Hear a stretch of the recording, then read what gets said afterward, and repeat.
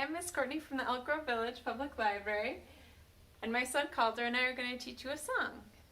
This is a great song to practice making gentle waves, maybe with a towel like this or a scarf.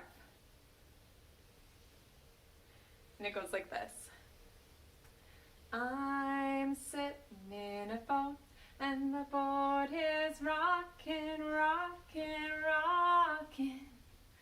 I'm sitting in a boat and the boat is rocking, rocking, rocking.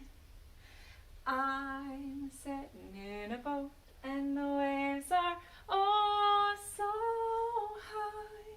Woo! Oh so high in the morning. Oh, nice job. This also makes for a great lullaby. Thanks for singing with us.